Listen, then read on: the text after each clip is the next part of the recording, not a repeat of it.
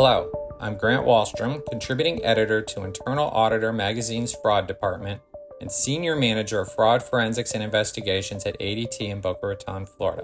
I'm pleased to introduce this episode of Fraud on the All Things Internal Audit podcast, which provides fictionalized accounts of fraud based on actual events. All Things Internal Audit, Fraud, School of Fraud. Part 1, A Walk Interrupted. Robert Shull, CAE for Northern MicroStrategy, was enjoying a brisk fall day when his phone buzzed. On the line was an employee with an expensive and troubling issue. She'd been asked by Human Resources to repay an $11,000 tuition reimbursement overpayment. The overpayment occurred during the height of the COVID-19 pandemic. Despite the employee's efforts to resolve the mistake back then, the issue had resurfaced. Shull's mind started racing with questions. Was this an isolated incident, or had other employees also been over-reimbursed for tuition? And, if so, how long had this been going on?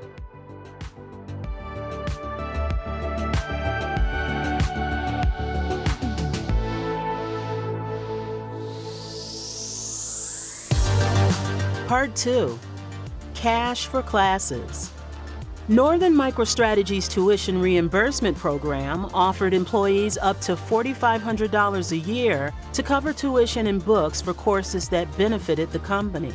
The process seemed simple. Employees fill out an application with their course details, get their manager's approval, and send it off to HR. After completing the semester, they just need to provide proof, transcripts, and receipts, and the reimbursement is tacked onto their next paycheck. But as Shull would soon discover, a few cracks in the system were ripe for exploitation. Shull's concern stemmed from an earlier incident.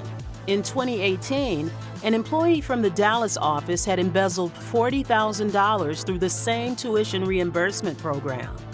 Back then, the program had glaring loopholes. Employees didn't even need to prove they were enrolled in an accredited college or provide supporting documentation. This design flaw had allowed one creative yet ethically impaired employee to create a How to Cheat the System manual, which he sold to coworkers for a 10% cut of their fraudulent reimbursements.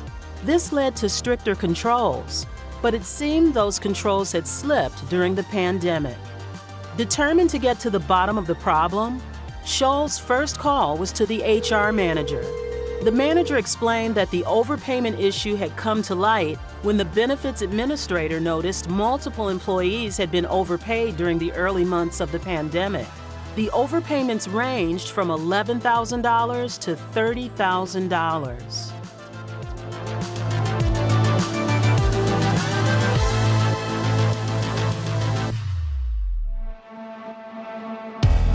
Part 3, A Closer Look, Cracks in the System. Shull knew he needed to act fast to identify all the errors and stop any further losses. He decided to team up with the benefits administrator, Katie Blue, to walk through the department's disbursement process, which included more than just tuition reimbursements. The department also processed personal leave payouts and relocation reimbursements.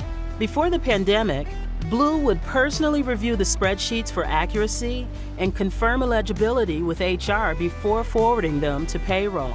But during the pandemic, while working remotely, her team began sending spreadsheets directly to HR without her review.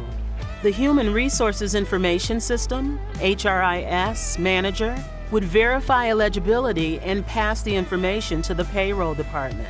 Once back in the office, Blue began reviewing the spreadsheets again and noticed her team was making mistakes. She decided to audit the department and found that tuition overpayments had been happening since the start of the pandemic. She asked the payroll department for monthly disbursement reports and, at Shull's request, extended the review back to 2020. What she found was alarming. One name appeared repeatedly on the disbursement reports: Stephanie Cruz, the HRIS manager.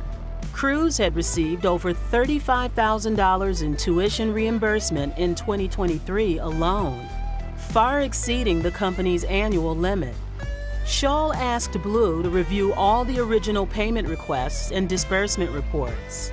What they found was shocking. Cruz's name was never on the original spreadsheets. Scholl's suspicions grew, and after consulting with the Human Resources Vice President, they decided to investigate further.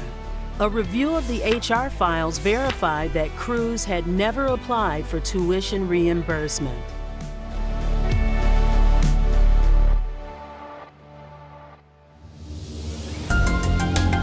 Part 4. The Confession. After Scholl and the HR Vice President shared the supporting documentation with the Director of Corporate Security, the team interviewed Cruz. It didn't take long for her to confess to adding her name and falsifying reimbursement requests before sending the spreadsheets to payroll, citing financial pressures caused by her spouse losing his job during the pandemic. She admitted that she had gotten the idea from the infamous tuition reimbursement manual that had circulated years earlier. Cruz's actions led to her immediate termination, and the company notified the police. After completing the investigation, Northern MicroStrategy overhauled its tuition reimbursement program. It implemented new internal controls, including appropriate review and sign-offs within the benefits department. Moreover, the company modernized the process, requiring disbursement requests to be sent via email as read-only documents to payroll so employees can't tamper with them.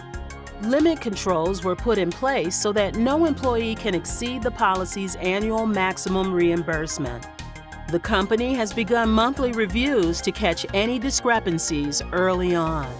In the end, what started as a single overpayment unraveled a much larger issue within the company's disbursement process.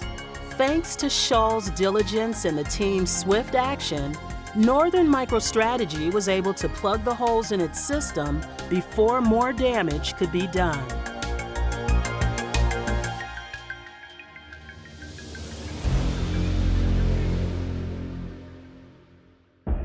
This has been the All Things Internal Audit Fraud Podcast, fictionalized accounts based on actual events, brought to you by the Institute of Internal Auditors.